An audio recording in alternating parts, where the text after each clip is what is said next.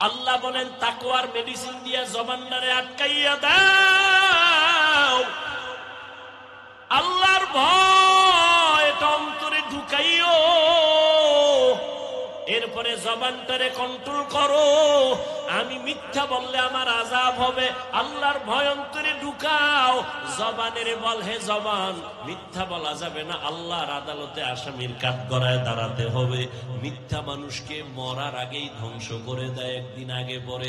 আল কিযবু ইউহলিক।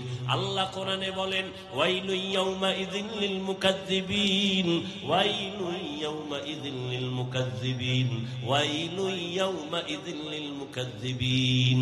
মিথ্যাবাদীর জন্য ওয়াইল নামক জাহান্নাম, মিথ্যাবাদীর জন্য ওয়াইল নামক জাহান্নাম।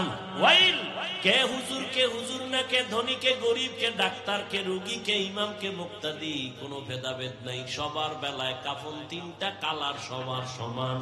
কাফনের উপরে লেখা থাকবে নি বড় হুজুরের লাশ থাকবে, জিন্দেগি মে বন্দগি তু কর নহি, जिंदगी में बंदगी तू कर नहीं,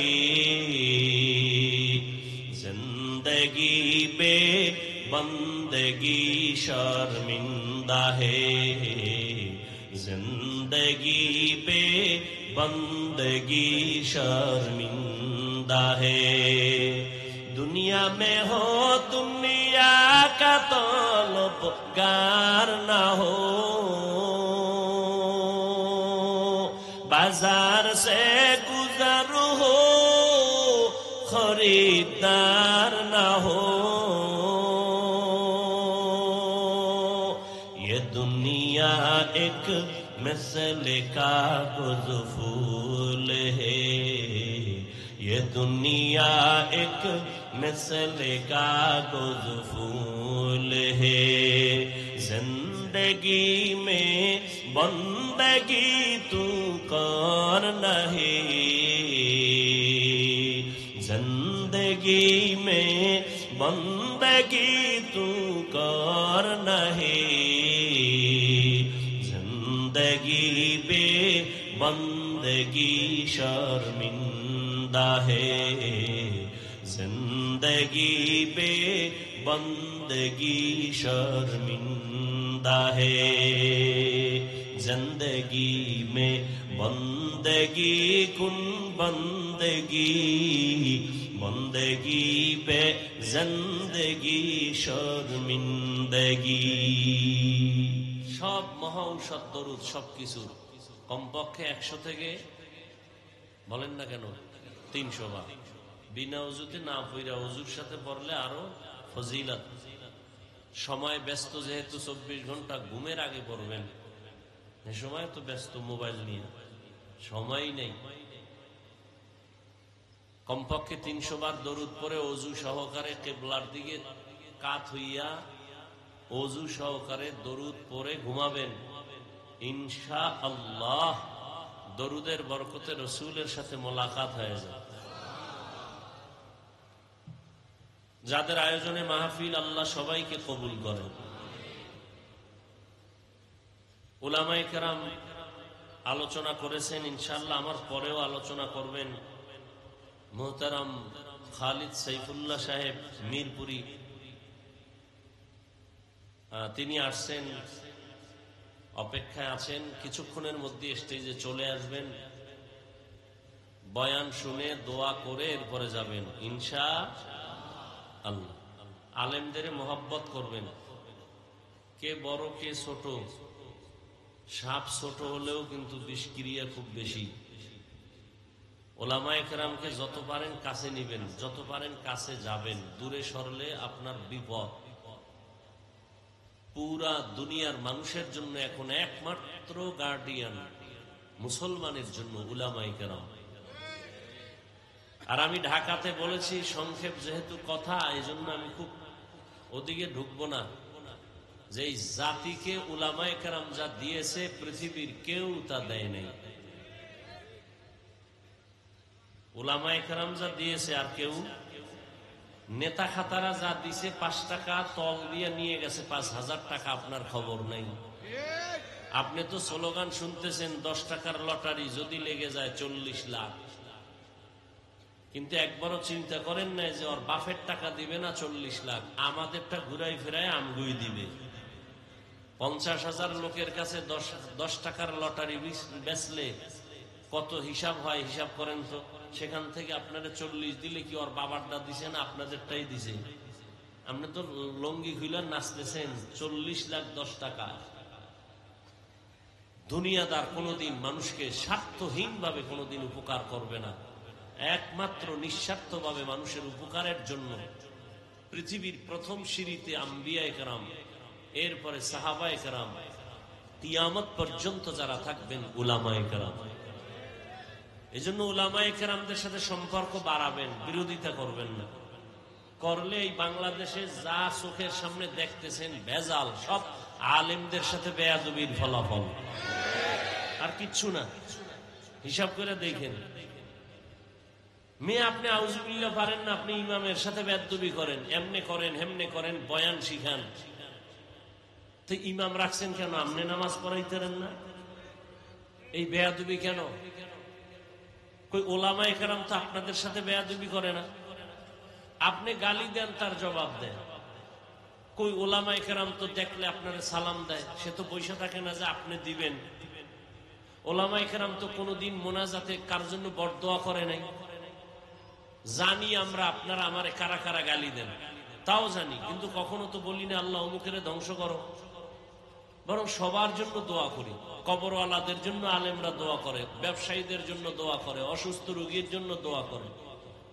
কোনদিন তো আলেম কারোর সাথে দুশ্মনী কইরা বরদোয়া করে নাই।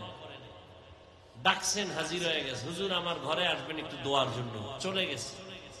কি দেন বিনিময়ে? গালি ছাড়া। এই জন্য ওলামায়ে কেরামকে কাছে নিয়ে, এরা নবীর ওয়ারিস। ওলামায়ে কেরাম যতদিন থাকবেন আল্লাহ পাক শান্তি দুনিয়াতে ততদিন রাখবেন। ওলামায়ে কেরামের বিরোধিতা করবেন না, সর্বশেষ ক্ষতি আপনারই হবে।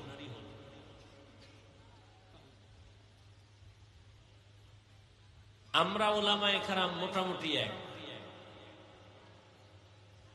আপনারা যতটুকু ভাগ দেখতেছেন এটা আপনাদের কারণে, বেশি আবেগ দেখান। ওলামায়ে কেরামরা সব এক, আলাদা করে রাখছে আমাদের ভক্তবৃন্দরা। ফেসবুকে আউলে জাউলে লেখে, আবেগ দেখায়। যারা আলেমদের বিরুদ্ধে লেখে এরা বেয়াদব। আলেমের সম্মান কমানোর জন্য যারা ফেসবুকে মিডিয়ায় প্রপাগান্ডা ছড়ায় এরা বেয়াদব। আল্লাহ হেদায়াত দান করুন।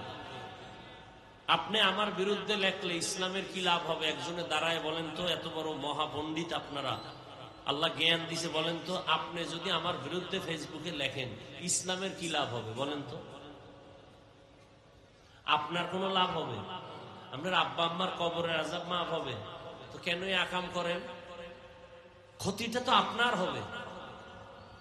আজীবন মনে রাখবেন, মা বাবার দোয়া জীবনের সফলতার চাবি। আজীবন মনে রাখবেন, আপনার মুরব্বী শিক্ষকদের দোয়া আপনার সফলতার চাবি। ওলামায়ে কেরামের দোয়া আপনার সফলতার চাবি। ঠিক তেমনি ভাবে বিপরীত তাদের বরদোয়া আপনার জন্য আগুন। মা বাবার বরদোয়া আপনার মরার আগে ধ্বংস। শিক্ষকদের বরদোয়া আপনার জীবনের জন্য মহা আগুন। ওলামায়ে কেরামের বরদোয়া আগুন। জীবনে পারলে দোয়া নিয়েন, যদি নাও পারেন আমার আপনাদের জন্য চূড়ান্ত একটা বয়ান হলো আমার এক কথা, পারলে দোয়া নিয়েন। বিশেষ করে যুবকদেরকে বলছি, যদি দোয়া নিতে নাও পারো যুবকরা, বরদোয়া নিও না। এটা আমার জীবনের চূড়ান্ত তোমাদের জন্য একটা উপদেশ। মা বাবার দোয়া, শিক্ষকদের দোয়া, ওলামাদের দোয়া, মুরব্বীদের দোয়া, যদি নাও পারো অনুরোধ, বরদোয়া নিও না। তো লাভ কি হবে? বরদোয়া নিলে মরার আগে মরে যাবে, মানে রুহু থাকবে, শরীরে আর কিচ্ছু থাকবে না, বিছানায় পঙ্গু হয়ে যাবে। আল্লাহ হেদায়াত দান করুন। তো আমি কোরআনে হাকিমের সূরা আহজাবের 2 টুকরা আয়াত পড়েছি, সংক্ষিপ্ত 2-4টা কথা বলবো। নবীজির হাদিস থেকে এক টুকরো হাদিস পড়েছি, ইনশাআল্লাহ বয়ান শেষ করে যাবেন। তো এশার নামাজ হয়ে গেছে, আমার পরে যিনি আলোচনা করবেন বয়ান শুনে দোয়া করে এরপরে যাবেন। বাসায় গিয়ে তোর ঘুমানোর তাড়া নেই। বাঙালি রাত্রে ঘুমায়, বাঙালি মানুষ এখন সব দিনে ঘুমায়, রাতে মোবাইলের হক আদায় করে সারা রাত। কি সত্য কথাটা বলেন? মায়ের হক আদায় করে না, বাবার হক আদায় করে না, ছেলে মেয়ের হক আদায় করে না, স্ত্রীর হক আদায় করে না, সারা রাত মোবাইলের হক আদায় করে। আর হক আদায় কইরা নিজের শরীর ধ্বংস, যৌবন ধ্বংস, জীবন ধ্বংস, চরিত্র ধ্বংস। কার্টুন দেখতে দেখতে অধিকাংশ যুবক নিজেরা এখন কার্টুন হয়ে যাইতেছে। লজ্জা শরমও করে না যে আমার চেহারাটার অবস্থা কি, লজ্জাও নেই। আল্লাহ হেদায়েত দান করুন। এটা আমার অনুরোধ। কি অনুরোধ? দোয়া করে শেষ বয়ান শুনে যাবে। এখন যদি কেউ আগে উঠে যান তাহলে বোঝা গেল সে আমার কথা মানলেন না।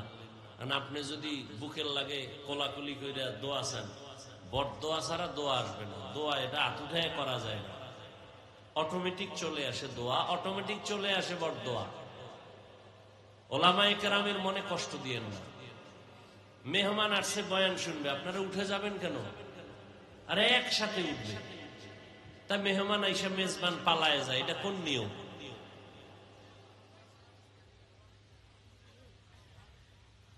হাফিজুর রহমানের ভক্ত না হইয়া আল্লাহ এবং রসুলের ভক্ত হন, কোরআনের ভক্ত হন, দ্বীনের বয়ানের ভক্ত হন, ব্যক্তির ভক্ত হইয়েন। এই জন্য আমি সেদিন বলছি, দেশ স্বাধীন হয়েছে নাকে তেল লাগায় ঘুমায়, মুসলমান তো ঘুমাইতে পারে না। মুসলমান নাকে তেল লাগায় ঘুমাবে সেদিন যেদিন এই জমিনে উলামায়ে কেরাম দায়িত্বহীন ভাষায় বয়ান করবে, কোন সুদ করবে নামাজির অনুমতি নিতে হবে না। মুসলমান নাকে তেল লাগায় ঘুমাবে সেদিন এদেশের মসজিদের কমিটির মধ্যে কোনো বেনামাজি আর সুদখোর থাকবে না যেদিন। আল্লাহ বুঝার তৌফিক দান করুন। 2-4টা কথা বলবো সংক্ষেপ। আল্লাহ পাক কোরআনে যে আয়াত পড়েছি বলেন, ইয়া আইয়ুহাল্লাযীনা আমানুত্তাকুল্লাহ ওয়া কুলু কাওলান সাদীদা ইউসলিহ লাকুম আ'মালাকুম ওয়া ইয়াগফির লাকুম যুনুবাকুম ওয়া মান ইউতি'ইল্লাহা ওয়া রাসূলাহু ফাকাদ ফাযা ফাওজান আযীমা। ও মুমিন, তোমরা আল্লাহকে ভয় করো, তাকওয়া অর্জন করো, আর জবানের দ্বারা যা বলো সঠিক সত্য শালীন ভাবে বলো। লাভ 2টা লাভ। এক, জীবনের ত্রুটি যুক্ত আমলগুলো আল্লাহ ত্রুটি মুক্ত করবেন, কবুল করে নিবেন। দ্বিতীয় পুরস্কার, ওয়া ইয়াগফির লাকুম যুনুবাকুম, জীবনের সব গুনাহ আল্লাহ মাফ করে দিবেন। وَمَن يُطِعِ اللَّهَ وَرَسُولَهُ, যারা আল্লাহ এবং রাসূলের ইতাআত করবেন, অনুসরণ করবেন, ফাকাদ ফাযা ফাওজান আযীমা, তাদের বিজয়টা হবে চূড়ান্ত বিজয়।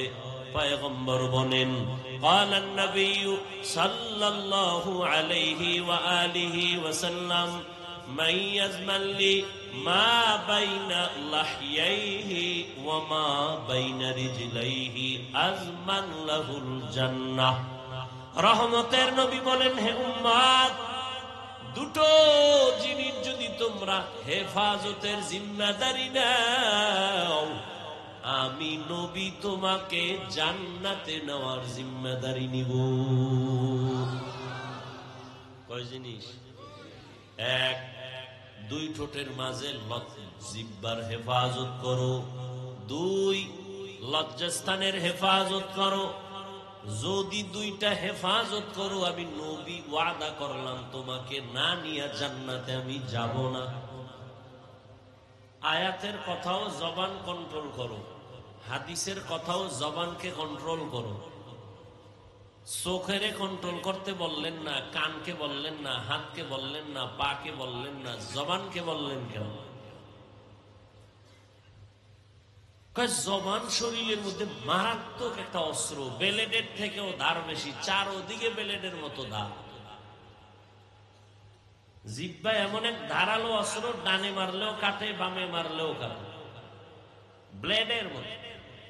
এজন্য হাদিস শরীফে নবী বলেন, প্রতিদিন সকালবেলা হাত, চোখ, কান, অন্তর, জিহ্বাতে পানা চায়, জবানে কি কইয়া ভেজাল লাগায় আল্লাহ আমি ওই বিপদে ফেলাই না।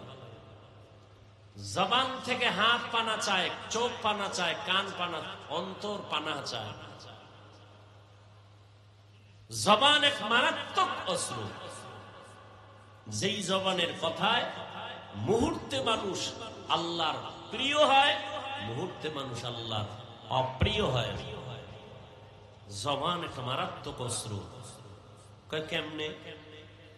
চূড়ান্ত বেঈমান, আল্লাহ মানে না, হঠাৎ জবান খুলে যদি পড়ে লা ইলাহা ইল্লাল্লাহ মুহাম্মাদুর রাসূলুল্লাহ, 1 মিনিট আগে যেই লোকটা ছিল বেদিন, একই জিহ্বার আওয়াজ, কালেমার সাক্ষী দেওয়া মাত্র এখন সে মুমিন হয়ে গেল। আবার এই জিহ্বা দিয়া যদি বলে আল্লাহ জালেম, ঈমান আছে? একই জিহ্বার আওয়াজে একবার মুমিন আর একবার বেঈমান। জমিনের মধ্যে এক আল্লাহর বান্দি, এমবিবিএস ডাক্তার, গবেষণা করে করে করে করে কোরআন হাতে নিল, ইসলামের উপরে স্টাডি করে দেখলো নারীদের উপরে আল্লাহ আইন করেছেন পর্দা করো, ওয়াকারনা ফি বুয়ুতিকুন্না, ঘরের মধ্যে তোমরা বসবাস করো। প্রত্যেকটা জিনিস বানানেওয়ালা কিভাবে ওই জিনিসটা ব্যবহার করবে ওইটা উদ্দেশ্য করে বানায়, নিয়ম শিখায়। নারীদের আল্লাহ বানানোর সময় বানাইছে এরা একটু সেফ থাকবে, রোদের তাপ থেকে একটু আরামে থাকবে, ঘরে থাকবে। পুরুষের আল্লাহ বানানোর সময় বানাইছেন এটার উপরে বৃষ্টি যাবে, এই বডির উপরে রোদের তাপ যাবে, যেন শক্ত করে বানাইছে। প্রত্যেকটা জিনিস পরিচালনার ক্ষেত্রে নিয়ম আছে, নিয়ম ছাড়া চালাইতে গেলে অকালেই তার ধ্বংস। নারীরা ঘরের মধ্যে থাকবে, পর্দা রক্ষা করবে, বেগানার থেকে নিজের হেফাজতে রাখবেন। এমবিবিএস ডাক্তার বলে নারীর উপরে একচেটিয়া, এইটা কেমন আইন? আল্লাহ বড় জালেম।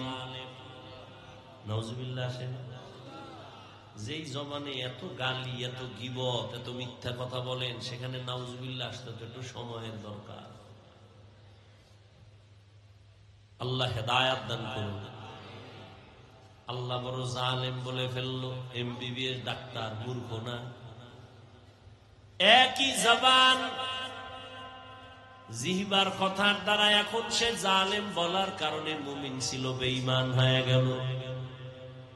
জিহ্বা এমন একটা ধারালো অস্ত্র, চেয়ারের মধ্যে বসে জাস্টিস যদি একটা খুনির আসামিকে বলে বেকসুর খালাস,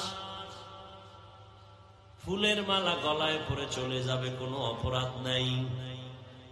আবার এই জিহ্বা নাড়াইয়া যদি বিচারক বলে ওরে ধর, নিরপরাধ ব্যক্তিটাও আসামির কাঠগড়ায় হ্যান্ডকাপ লেগে যাবে। একজন যুবক আল্লাহর গোলাম অপরিচিত একটা যুবতী মেয়েকে যদি বলে তোমাকে আমি বিবাহের বন্ধনে কবুল করে ফেললাম, জীবনের সে আপন হয়ে গেল, জীবন সঙ্গিনী। আবার এই জীবনের আপন মেয়েটাকে যদি জিহ্বা দিয়া একটা শব্দ বলে দেয় তুমি তালাক, মুহূর্তের মধ্যে একই জিহ্বার আওয়াজে এখন সে পর হয়ে গেল। জিহ্বা বড় মারাত্মক অস্ত্র। শুধু কি তাই, আবার ভালোর দিকে তাকাইলে দেখবেন জিহ্বা কত বড় নেয়ামত, কত বড় নেয়ামত। চোখ একটা সিসি ক্যামেরা, খানার ভেতরে ভেজাল আছে না নাই চোখ ধরে ফেলেছে, কিন্তু চোখের ক্যামেরার পাওয়ার কম। এবার জিহ্বার মধ্যে আল্লাহ এমন মেডিসিন লাগায় দিয়েছেন, যেই ময়লা যেই চুলটা চোখে ধরা পড়ে না সেটা জিহ্বায় ধরা পড়ে, পড়ে না পড়ে না? কত বড় নেয়ামত। আল্লাহ বলেন এই জবানটারে কন্ট্রোল করো, খবরদার অন্যায় থেকে জবানকে বাঁচাও। জবানের কথার দ্বারা মানুষ মিথ্যার আশ্রয় নেয়। জবানের একটা টেলিফোন দিয়া ভালো মানুষটারে ক্ষতির পথে নিয়ে যায়। একটা জিহ্বা দিয়ে কথা বলছে, ওরে সাইজ করতে হবে, বাস জবানের কথায় 10 জন পিছনে লাগিয়ে গেছে, তোমার এত টাকা দিব, এমন করো। মানুষের জীবনের সবকিছু ব্যক্ত হয় জবানের মাধ্যমে। আমি সুস্থ নাকি অসুস্থ, আমার জবানের কথা তা প্রকাশ করে। আমি ভালো না খারাপ, আমার জবান তা মানুষের কাছে ব্যক্ত করে দেয়। আমি শান্তিতে আছি না অশান্তিতে আছি, আমার জবান তা ব্যক্ত করে দেয়। আল্লাহর দেয়া বড় নেয়ামত এ জবান। এই জন্য নবী সেটা কন্ট্রোল করো। আমি নিজে মুহাম্মদ তোমাকে জান্নাতে নেওয়ার জিম্মেদারি নিলাম, জবানকে কন্ট্রোল করো। হাত অন্যায় করে, এটার কেমনে কন্ট্রোল করা যায়? দোনো রশি দিয়া হাত বেঁধে দাও। পা অন্যায় করে, কি করা যায়? পাও বাঁধো। কান অন্যায় করে, কেমনে কি করি? কানে পট্টি লাগায় দাও। চোখ অন্যায় করে বলে চোখের মধ্যে কালো কালারের গ্লাস লাগায়া দাও, চশমা লাগায়া দাও। তাহলে হাত কন্ট্রোল করা নিজের দ্বারা সম্ভব, চোখ সম্ভব, কান সম্ভব, পা সম্ভব। জিহ্বাটারে কেমনে করি? এর যত থামাইতে চাইও আমার আগে বেড়ে যায়, মিথ্যা কথা বলে, কসম খায়, গীবত করে। এটারে কি রশি দিয়া বাঁধা যাবে? কয় রশি দিয়া বাঁধা যাবে না। কি করা যায়? কষ্টেপ লাগাও।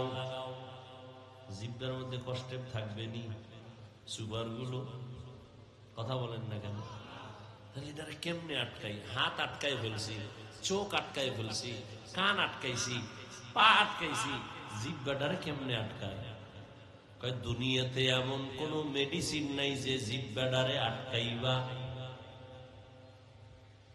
এটা এমন এক বরকতি নিয়ামত, এটাকে কন্ট্রোল করার জন্য আমি আল্লাহর পক্ষ থেকে একটা মেডিসিন দিছি। ওই মেডিসিন যদি ব্যবহার না করো কোনদিন তোমার জিহ্বা কন্ট্রোল হবে না। ওই মেডিসিন আমার আল্লাহ দিছেন, ওই মেডিসিনের নাম হলো তাকওয়া। হারকে দারত খৌফে হক দার দিল মাদাম জন্নতুল মাওয়া দেহদ রাম কাম জুজবা হক জি জে মখাজ ইনসুজা ফজলে উ আমস্তে দরজুম লা জাহা। তাকওয়া দিয়ে জবানটারে আটকায় দাও, আল্লাহর ভয়। এখানে আপনারা যারা আছেন, আমি যদি জিজ্ঞাসা করি আপনারা কারা কারা আল্লাহকে ভয় করেন, সবাই হাত উঁচু করে বলবে আমরা হুজুরগো থেকে বেশি করি। অথচ এখানে এমন আশেকে রাসূল আছে, ফজর পড়ে নাই, যোহর পড়ে নাই, আসর পড়ে নাই, মাগরিব পড়ে নাই, এখানে এশার নামাজ চলছে, সোরায় দূরে বয়ে বিড়ি টানছে, এশা পড়ে নাই। আমি টুপি মাথায় দিয়া বলি আল্লাহকে ভয় করি, আপনি টুপি বাদ দিয়া বলেন আমি আল্লাহকে ভয় করি। আমি দাড়ি রেখে বলি আল্লাহকে ভয় করি, আপনি দাড়ি জবাই করে বলেন আপনি আল্লাহকে ভয় করেন। আমি পর্দা রক্ষা করে বলি আল্লাহকে ভয় করি, আপনি বেপর্দা হয়ে বলেন আল্লাহকে ভয় করি। আমি হালাল খায়া বলি আল্লাহকে ভয় করি, আপনি হারাম খায়া বলেন আল্লাহকে ভয় করি। সব ভয় কি সমান? না, আপনি ভয় বুঝেনই না। উদাহরণ তো বলা যায়, সন্তান মা বাবারে ভয় করে, বলে প্রমাণ, মা বাবার সামনে সন্তান কখনো অন্যায় করে না, মাইরের ভয়। শিক্ষকের ছাত্র ভয় করে, প্রমাণ, বলে শিক্ষকের সামনে ছাত্র অন্যায় করে না, মাইরের ভয়। ঠিক যারা আসলেই আমার আল্লাহকে ভয় করবে, ওই বান্দা গলায় ছুরি লাগাবে, দাড়ির মধ্যে ছুরি লাগাবে না। हर के दारत खौफे हक दर दिल मदारम जन्नतुल मअवा देहदु रामका। একজনের সাপের ভয় পায়, তার প্রমাণ কি? সে সাপ দেখলেই ধরে। কি বলেন আপনারা? যে সাপকে ভয় পায় সে ধরবে দূরের কথা, যেখানে সাপ থাকার সম্ভাবনা আছে ওই কাছেও যায় না। এমন ভয় পায় ঘুমের ভিতরে সাপ সাপ করে চিল্লায়। যারা আল্লাহকে ভয় করবেন এদের জীবন যাবে গুনাহের কাছে যাবে না। এর যুবক,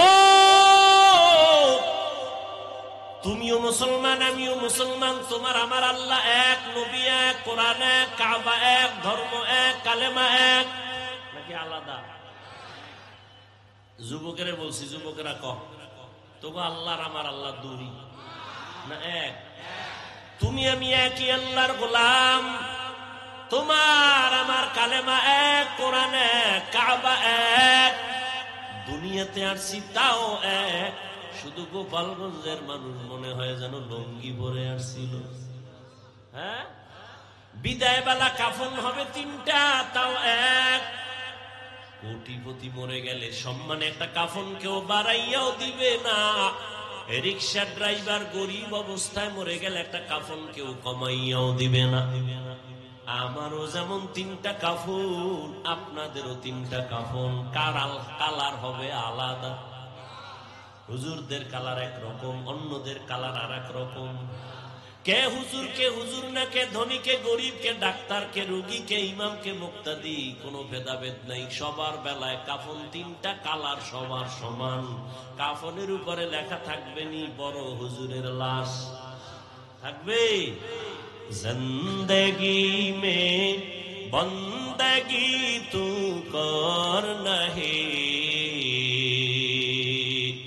जिंदगी में बंदगी तू कर नहीं,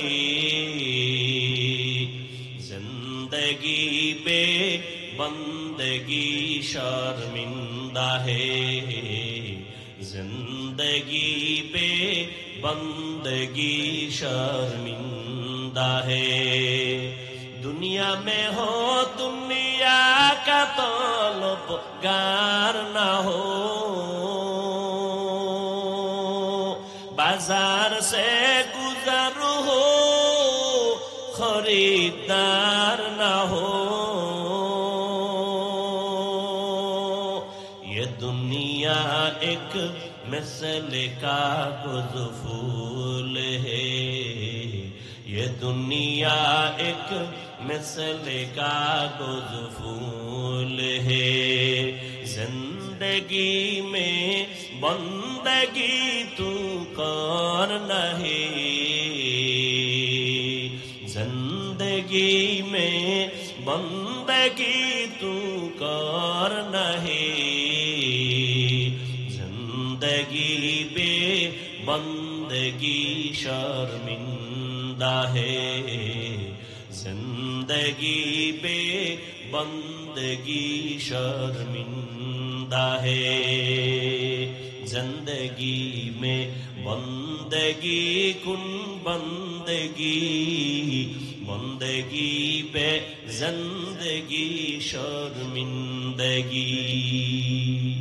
এরে যুবক আল্লাহর গোলাম, ভালো করে বুঝো, আল্লাহর ভয়ের নাম তাকওয়া, আল্লাহর ভয়ের নাম খৌফ, আল্লাহর ভয়ের নাম খশিয়া। এটা এমন একটা পুঁজি যদি অর্জন করা যায়, মায়ের গর্ভ থেকে কেউ তাকওয়া নিয়ে আসে না, এটা অর্জন করতে হয়। বলে কোথা থেকে অর্জন করবা? লিকুল্লি শাইইন মা'দিনুন ওয়া মা'দিনুত তাকওয়া কুলুবুল আরিফিন। প্রত্যেকটা ভালো জিনিস থাকার গোডাউন আছে, তাকওয়ার গোডাউন হলো আল্লাহর প্রিয় বান্দাদের কলব। ওখান থেকে তুমি তাকওয়া নাও।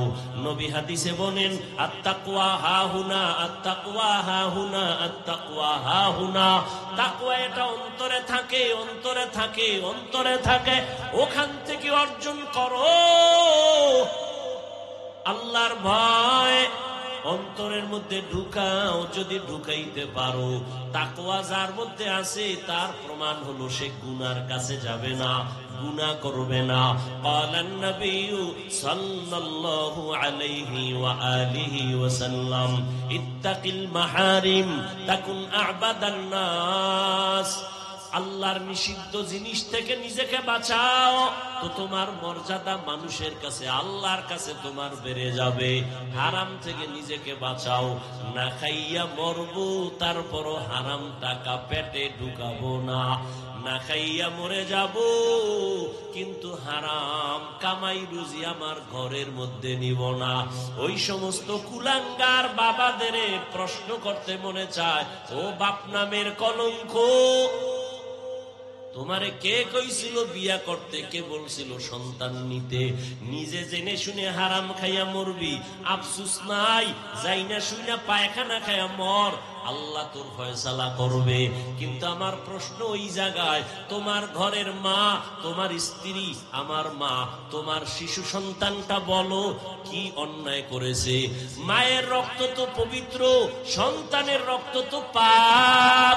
নির্লজ্জের মতো হারাম টাকা ঘরের মধ্যে ঢুকাইয়া নারীর রক্তটারে কেন নাপাক করছো? সন্তানের রক্ত কেন নাপাক করছো? তোমার মতো কুলাঙ্গার স্বামী, কুলাঙ্গার বাবা জমিনে আর কেউ না।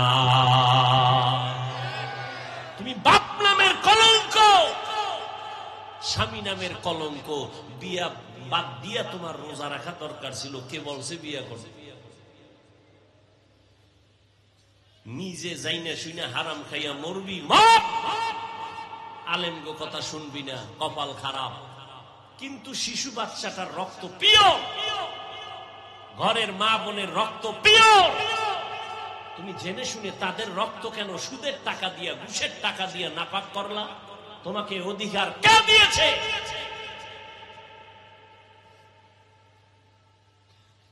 আল্লাহর ভয় অন্তরে নাই। এক্ষেত্রে আমি পর্দার আড়ালের আম্মা জানদেরকে একটু পরামর্শ দিয়া যাই রে মা। এই ভলিউম বাড়াও বক্সে। ও পর্দার আড়ালের আম্মা জান, একটু পরামর্শ দেই, ভালো করে শুনেন। একজন মা স্বামীর ঘরে আসার পর জানে স্বামী কি কাজ করে, কয় টাকা পায় জানেনি? জানে। স্বামী মাদ্রাসায় পড়ায়, মসজিদে ইমাম, বেতন কত? বলে 10,000। স্বামী আমার স্কুলের টিচার, বেতন বলে 20,000। মাসের 20,000 টাকা ঘরে আনছে। স্ত্রী দোয়া করতেছে, আল্লাহ বরকত দাও। আম্মা জানেরা, যদি 2,000 টাকা বেশি আসে, আম্মা জান যদি ধইরা ফেলতো 2,000 টাকা বেশি কেন, স্বামী একটা বুঝ দিত, এটা কোন রকম একজনে হাদিয়া দিছে। 1 মাস, দ্বিতীয় মাসে আবার 2,000 বেশি, আবার 2,000 বেশি কেন? পরের মাসে যদি দেখতো 5,000 বেশি, আবার বেশি কেন? এইভাবে যদি আম্মা জান হিসাব কইরা কইরা স্বামীর টাকা বলতো, হাও স্বামী না খাইয়া কষ্ট করব, পায়ে ধরে বলছি আমার ঘরে হারাম টাকা আনবা না। স্ত্রী যদি একটু সোচ্চার হইতেন, ঘরের মধ্যে স্বামী হারাম টাকা ঢুকাবার সাহস পেত না। ঝামেলা তো আম্মা জানের মধ্যে, তো কয় আরো আনো, আরো এনে দাও, হবে না। কোথার থেকে আনবা চুরি করে তা জানা নাই, দাও। কাপড় একটা দিছি, হবে না, আরো দাও। টাকা পাবো কই, চুরি করো জানি না, দাও। না হয় বিয়া করছো কেন? তোমার মতো স্বামী চাই না। অথচ রাষ্ট্র ক্ষমতা পরিচালনা করেন আবু বকর সিদ্দিক রাদিয়াল্লাহু তাআলা আনহু। নবীজির পরের খলিফাকে আবু বকর সিদ্দিক রাদিয়াল্লাহু তাআলা আনহু, খেলাফতের জায়গায় বসা, পুরা রাষ্ট্র তার হাতের মুঠোয়, আঙ্গুলের ইশারায় উঠে আর বসে। খেয়াল করেন, আম্মা জানেরাও খেয়াল করেন, আবু বকর সিদ্দিক ক্ষমতায়। একদিন তার বিবি সাহেবা বলেন, স্বামী আমার, আমার একটু মিষ্টি খাইতে মনে চায়। কি মনে চায়? এটা কি বেশি কিছু? কয় লাখ টাকা লাগবে? দেখেন আল্লাহর ভয়, তাকওয়া কি জিনিস। যখন বিবি কইছে মিষ্টি খাইতে মনে চায়, আবু বকর সিদ্দিক রাদিয়াল্লাহু তাআলা আনহু বলেন, তোমাকে মিষ্টি কিনে দেওয়ার টাকা আমার কাছে নেই। সুবহানাল্লাহ বলবেন। চিন্তা করতে পারেন। বিবি চুপ হয়ে গেল। কয়েক মাস পরে আবার আবু বকর সিদ্দিক রাদিয়াল্লাহু তাআলা আনহুর হাতে কিছু টাকা দিয়া বলেন, নেন। ওই সময় বলেছিলেন মিষ্টি কেনার টাকা নাই, এখন আমি টাকা দিলাম, মিষ্টি কিনে দেন। আবু বকর সিদ্দিক রাদিয়াল্লাহু তাআলা আনহু প্রশ্ন করলেন, টাকা পাইছো কই? আমগো বউরা টাকা দিলে জীবনে জিগাইবেন কই পাইছো? যতবারও আনো, বাবার বাড়ি থেকে নিয়ে আস, বাবারে ফকির বানাইয়া ঘর খালি কইরা আমারে দে। আর এক ডাকাত আছে জালেম, শ্বশুর বাড়িতে খাওয়ার জন্য কুত্তা হয়ে গেছে, কুত্তার মতো জিব্বা বের করে দিছে। এটি মানুষ রূপী চেহারা, মানুষ চরিত্রটা কুত্তার থেকে খারাপ, শুয়ারের থেকে খারাপ। এত বড় কুলাঙ্গার বেহায়া বেলাজা যে শ্বশুর বাড়িতে খাওয়ার জন্য কুত্তার মতো জিব্বা বের করে, চায় তো চায়, না দিলে বউরে মারে, শ্বশুর শাশুড়ির অকথ্য ভাষায় গালি দেয়। আছে না নাই? আল্লাহর আইনে যৌতুক হারাম, সরকারি আইনেও হারাম। এরা নারীর দুশ্মন, ইসলামের দুশ্মন, এরা মানবতার দুশ্মন। আল্লাহ হেদায়েত দান করুন। এজন্য আমি মাঝে মাঝে বলি, ও পিসাবের মুরিদ, ও মক্কার হাজি, ও তাবলীগওয়ালা ভাই, তোমার ইমানের স্কেল কত? কয় টের পাইবেন মাইয়া ভোলা বিয়া দেওয়ার সময়। কত বড় হাজি, কত বড় জিকির করনেওয়ালা আর পাগড়িওয়ালা, টের পাওয়া যায় মাইয়া ভোলার বিয়ার সময় ইমানের স্কেল কত। তলে তলে তলে তলে, উপরে কিছু লাগবে না, তলে তলে খাই, এটা দিল না, এটা কি মানবতা হইল? আবু বকর সিদ্দিক রাদিয়াল্লাহু তাআলা আনহু বললেন, টাকা কই পেয়েছো রে বিবি? বিবি কয়, আপনি যে মাসে মাসে সরকারি অর্থ মন্ত্রণালয় থেকে রাষ্ট্র চালানোর বেতন নেন, কি নেন? ওই বেতন থেকে আমি অল্প অল্প কিছু টাকা জমাইয়া আপনার হাতে দিলাম। শুনেননি? এই শিক্ষিত মানুষ শুনেননি? রাজনীতি কারে কয় শিখেন। কয় ইসলামে রাজনীতি নাই, কোরআনে রাজনীতি নাই। আর আমি চ্যালেঞ্জ দিয়ে বলি, পৃথিবীর শ্রেষ্ঠ রাজনীতির কিতাবের নাম কোরআন শরীফ। পৃথিবীর শ্রেষ্ঠ রাজনীতির শিক্ষক আমার রাসূল। পৃথিবীর রাজনীতির শ্রেষ্ঠ পার্লামেন্ট মসজিদ। একটা মসজিদে রাজনীতি চলবে না। তো আমি সেদিন ঢাকায় বলছি, মসজিদে যদি রাজনীতি না চলে, তাহলে রাজনীতির কোন দলীয় কোন ব্যক্তি মসজিদের কমিটিতে থাকতে পারবে না। ইমামকেও নিরপেক্ষ থাকতে হবে, কমিটিকেও নিরপেক্ষ থাকতে হবে। যদি রাজনীতি দলের লোক কমিটিতে থাকে, ইমাম সাহেব মাইক লিয়ে রাজনীতি করবে আজকে থেকে। আসতে বললেন কেন? আপনাদের গোলাম হুজুর রিজিক কি চাকরি দেয়? পিপিলিকারে খানা কে দেয়? গর্তের ইঁদুরের খানা কে দেয়? নদীর মধ্যে কোটি ধরনের মাছ খানা কে দেয়? সরকার দেয় না? জঙ্গলের ভেতরে হাজারো প্রাণী খানা কে দেয়? সকালবেলা পাখি উড়তে থাকে খোলা শূন্যের মধ্যে, সন্ধ্যাবেলা পেট ভরে বাসায় আসে বাচ্চার খানা নিয়ে। কে দেয়? ওরা দামি না আমরা মানুষ দামি? তো গর্তের পিপিলিকারে, কুত্তরে, গরুরে আল্লাহ দিলে আমগো দিতে পারে না? তোমার বল কেন? ভরসা এত দুর্বল কেন? চাকরির প্রতি দুর্বল কেন?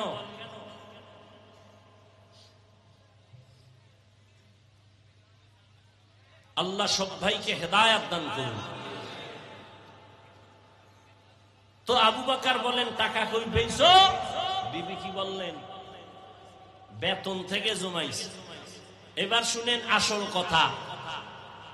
আবু বকর সিদ্দিক রাদিয়াল্লাহু তাআলা আনহু বললেন, হে বিবি, তাহলে আমি বুঝতে পেরেছি আমি অর্থ মন্ত্রণালয় থেকে যে বেতন নেই এই টাকাগুলো বাড়তি, এডি লাগে না। এই টাকা না হইলেও আমার সংসার চলে। তাহলে আমি নিয়ত করলাম আগামী মাস থেকে আমার বেতন থেকে এই টাকা কমাইয়া নিব, এই টাকা কমায় নিব। আর তুমি যে মিষ্টির লেগে জোগাড় করছো এটি আমার হাতে দাও, আমি এটি সব সরকারি তহবিলে দান করে দিলাম। हर के दारत खौफ हक दार दिल मदाम जन्नतुल मअवा देहद राम मकाम जुज़बा हक ची ज़े मखाज इंसो जा फजले उ आमस्ते दर जुमला जहां। আল্লাহ বলেন তাকওয়ার মেডিসিন দিয়া জবানটারে আটকাইয়া দাও, আল্লাহর ভয় এটা অন্তরে ঢুকাইও, এরপরে জবানটারে কন্ট্রোল করো। আমি মিথ্যা বললে আমার আযাব হবে, আল্লাহর ভয় অন্তরে ঢুকাও। জবানের বল, হে জবান মিথ্যা বলা যাবে না, আল্লাহর আদালতে আসামির কাঠগড়ায় দাঁড়াতে হবে। মিথ্যা মানুষকে মরার আগেই ধ্বংস করে দেয়, একদিন আগে পরে। আল কিযবু ইহলিক।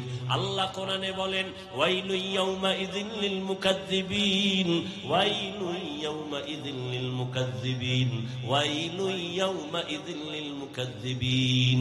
মিথ্যাবাদীর জন্য ওয়াইল নামক জাহান্নাম, মিথ্যাবাদীর জন্য ওয়াইল নামক জাহান্নাম। ওয়াইল এটা মারাত্মক জাহান্নামের স্তরের নাম ওয়াইল। ওয়াইলুল লিকুল্লি, কথা হয় না, হুমাজাতিল লুমাজা। ওয়াইল জাহান্নামটা বড় মারাত্মক। এই মারাত্মক জাহান্নাম কার জন্য? বলে মিথ্যাবাদীর জন্য। আর কার জন্য? ওয়াইলুল লিকুল্লি হুমাজাতিল লুমাজা, যারা গীবত করে, মানুষের পেছনে গীবত।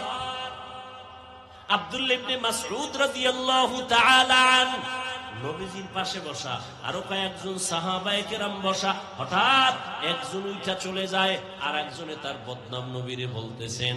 নবী বলে তাড়াতাড়ি দাঁত খেলাল কর। কয় রাসূলুল্লাহ কেন? কয় তোর দাঁতের ভিতরে গোশত ঢুকানো। কয় গোশত খাই না আজকে 1 মাস। কারণ এই মাত্র খাইছো। কয় কেমনে? অতএব সাবধান, আল্লাহকে ভয় করো, তাকওয়ার মেডিসিন অন্তরে ঢুকাও। গীবত শিকায়াত করলে ওয়াইল নামক জাহান্নাম, ওয়াইল মারাত্মক জাহান্নাম। এই জাহান্নামটার কার জন্য? আল্লাহ কোরআনে বলেন ব্যবসা করতে যাইয়া যারা মাপে ভেজাল করে এদের জন্য ওয়াইল নামক জাহান্নাম। ওয়াইলুল লিল মুতাফফিফিন। ওয়াইল নামক জাহান্নামটার কার জন্য? কয় নামাজির জন্য। বেনামাজির জন্য না নামাজির জন্য? এই নামাজিরা, ওয়াইল নামক জাহান্নামটা মারাত্মক। আর কার জন্য? কয় নামাজির জন্য। নামাজির জন্য ওয়াইল নামক জাহান্নাম। কহা? কয় দলিল আরাইতাল্লাযী ইউকাযযিবু বিদ্দীন ফাযালিকাল্লাযী ইয়াদউল ইয়াতীম ওয়া লা ইয়াহুদ্দু আলা তাআমিল। এর পরেরটা কোন? ফাওয়াইলুল লিল মুসাল্লিন। ওয়াইল নামক জাহান্নাম মুসল্লিদের জন্য। মুসল্লি কারা? যারা নামাজ পড়ে। নামাজ পড়িরা কেন জাহান্নামে যাবে? ইউরাউন নামাজ পড়ে মানুষকে দেখাবার জন্য। একা একা যখন পড়ি 10 রাকাত পড়তে লাগে 3 মিনিট, আর মানুষের সামনে যখন দাঁড়ায় নামাজ পড়ি 4 রাকাতে লাগে 6 মিনিট। আল্লাহর জন্য হইছে না মানুষের জন্য? এমন নামাজির জন্য ফাওয়াইদুল লিল ওয়াইল নামক জাহান্নাম বড় মারাত্মক। জবানটারে কন্ট্রোল করো, মৌলিক কয়েকটা গুনাহ থেকে জবান বাঁচাও। আবার বাঁচাইয়া আলাদা রাখলে হবে না, কয়টা নেক আমল করো, জিহ্বাটারে ব্যস্ত বানায় দাও, নেক আমলে গুনাহ হবে কম। 1 নাম্বার জবানে ওয়াদা করো মিথ্যা বলবো, 2 নাম্বার ওয়াদা করো গীবত শিকায়াত করব, 3 নাম্বার এই জবানের দ্বারা গালাগালি। মৌলিক 3টা অপরাধ থেকে জবানকে বাঁচাও। গালিও দিব না, গীবত করব না, মিথ্যা বলবো না, তো কি করবো? এবার নেক আমল করো, কয়েকটা অল টাইম চালু রাখো। কয় কি? 1 নাম্বার কোরআনের তেলাওয়াত জবানে চালু রাখো। কি ভাই কি শিখাইলে? কয় হুজুর পারি না। কেন? শিখবো কেমনে? এক তো মা বাবায় শিখায় নাই, দ্বিতীয় আমি যে একটু শিখবো টাইম নাই, ব্যবসা চাকরি। আল্লাহ কইব করোনার ইতিহাসটা টান দে। ঘরের ভিতরে দরজা জানলা ব্যবসা ট্রেন গাড়ি দোকান বন্ধ করে করছিলি কে? কয় আল্লাহ এই সময় তো লুড্ডু খেলছি, টাইম পাই নাই, ক্রামবোর্ড খেলেছি, আর মোবাইলের হক আদায় করেছি। জবানে 1 নাম্বার কোরআনের তেলাওয়াত। বাঁচবেন কেমনে? আমি একটু আটকাই দিই, আল্লাহ আটকাইলে তুফাই না, আমি আপনাকে আটকাই দিই, দেখি ছুটতে পারেননি। কোরআন তেলাওয়াত করবেন, সবাই জবাব দিলেন পারি না, আল্লাহরে সাক্ষী রেখে বলেন আলহামদুলিল্লাহ সূরা পারেননি, এটা কোরআনের বাইরে, তাহলে এটা বলবেন। এবার যাবেন কই? হাঁটতে চলতে সব সময়, তবে একটা নিয়ম আছে, আছে না? কি ভাই, পানি পান করবেন একটা নিয়ম আছে না? ভাত খাইবেন নিয়ম আছে না? তো আলহামদুলিল্লাহ সূরা যে পড়বেন একটা নিয়ম শিখাই। আমল করলে বলবো, নাইলে সাইরে দেব। করবেন করবেন, মা বোনেরও দিবেন। ফজরের সুন্নতের পরে ফরজের আগে, কি বুঝলেন? সুন্নতের পরে ফরজের 1 গ্লাস বা 1 জগ পানি নিবেন, 11 বার দরুদ শরীফ পড়বেন। ফরজের আগে 11 বার দরুদ শরীফ পড়ে 41 বার আলহামদুলিল্লাহ সূরাটা পড়বেন, প্রত্যেকবার বিসমিল্লাহ সহ পয়রা পানির মধ্যে দম দিবেন। 41 বার আলহামদুলিল্লাহ সূরা পড়া শেষ, এরপর আবার 11 বার দরুদ শরীফ পড়বেন। ওই পানিটা সারাদিন আগামীকাল ফজর পর্যন্ত এটা পান করবেন, পুরায় পুরায় সবাই। আবার ফজরের পরে আমল। রাসূল আল্লাহ স্পষ্ট বলেছেন কোরআনের সূরা ফাতিহা, এটা স্পষ্ট একটা মহা ঔষধ। মরণ সারা যত রোগ আছে সব রোগের ঔষধ সূরাতুল ফাতিহা, এই সূরাতুল শিফা। বলার দায়িত্ব বলে গেলাম, পড়বেন কিনা সেটা আপনার দায়িত্ব। কুল হু আল্লাহ সূরা পারেননি, প্রতিদিন 50 বার পড়বেন। কয়বার? আলহামদুলিল্লাহ আমি আমল করি, আপনাদের দিয়ে গেলাম। প্রতিদিন কয়বার? আগে 5 বার দুরূদ শরীফ, পরে 5 বার দুরূদ শরীফ, বিসমিল্লাহ সহ 50 বার। ইন্না তাইনা সূরা পারেন, প্রতিদিন 41 বার পড়বেন। কির মাইয়ার বিয়ে হয় না, বলার বিয়ে হয় না, সব ঔষধ তো কোরআনে দেওয়া আছে। মা হুয়া শিফা ওয়া রাহমাতুল লিল মুমিনিন, মা হুয়া শিফা অনুনাজ্জিলু মিনাল কুরআন মা হুয়া শিফা। আল্লাহ ঔষধ দিবেন কোরআন দিয়া, মানুষের আধ্যাত্মিক জগতের ঔষধ। ইন্না তাইনা সূরা 41 বার, আগে 11 বার দুরূদ শরীফ, পরে 11 বার দুরূদ শরীফ। এটি তো সবাই পারেন, পড়বেন না, কপাল খারাপ। একটা টাইম করে নিবেন যে আমলটা, আর আমলের ক্ষেত্রে একটা উসুল নিবেন, মূলনীতি, যেটা ধরছি আর ছাড়ব না, বাস করবই। যত মুসিবত থাকে আমলটা আমি করবই। তাহলে জবানকে হেফাজতের জন্য মৌলিক 3টা গুনাহ ছাড়বো, মিথ্যা, গীবত, গালাগালি। এবার চালু রাখবো নেক আমল। 1 নম্বরে কি দেখছেন? এই মাত্র কইলাম কি? কোরআন শরীফের তেলাওয়াত। দুই নম্বরে আল্লাহর নামের জিকির। কি জিকির? বসে আছেন কথা বন্ধ, জিকির লা ইলাহা ইল্লাল্লাহ, লা ইলাহা ইল্লাল্লাহ। কত মজা! আমার তো মজা লাগে না, তুমি খাও না, মজা পাবা কেমন? আল্লাহর নামের জিকির, কোন পীরের জিকির না, আল্লাহর জিকির। আল্লাহর জিকির করবেন। খবরদার। কয়টা হইল? 3 নাম্বার দরুদ শরীফের আমল। বসে আছেন, হাঁটতেছেন, কথা নাই, দরুদ সাল্লাল্লাহু আলাইহি ওয়া আলিহি ওয়াসাল্লাম, সাল্লাল্লাহু আলাইহি ওয়া আলিহি ওয়াসাল্লাম। আর একটা আমল আছে ছোট্ট, তাহলে কয়টা হইব? 4টা। ছোট আমল একেবারে। ঋণ আদায় করতে পারেন না, এই আমল। ঘরে অসুস্থ রোগী, এই আমল, যেটা এখন বলবো। ছোট আমল, সবাই পারেন, কপাল খারাপ পড়েন না। ইস্তেগফারের আমল। আস্তাগফিরুল্লাহ, আস্তাগফিরুল্লাহ, আস্তাগফিরুল্লাহ। মনে মনে খেয়াল করবেন, আল্লাহ গুনাহ তুমি মাফ করে দাও, কারণ আমার গুনার কারণে বুঝি আমার শিশু বাচ্চা অসুস্থ কষ্ট পায়, আমার গুনার কারণে বুঝি আমার রুজি রোজগারে বরকত হয় না, আমার গুনার কারণে বুঝি আমার ঘরে অসুস্থ রোগী সুস্থ হয় না। আস্তাগফিরুল্লাহ, তুমি ঋণ আদায় করার ব্যবস্থা করো, অসুস্থ রোগী সুস্থ বানাও। ইস্তেগফারের আমল কমপক্ষে প্রতিদিন 300 বার। কয়বার? তাহলে কয়টা আমল হইল? কোরআন তেলাওয়াত, জিকির, দরুদ শরীফ, এরপর কি? ইস্তেগফার। আল্লাহরে ভাইলে আর কোন আমল লাগে? এই আমলগুলো করবেননি। আল্লাহ সবাইকে তৌফিক দান করেন।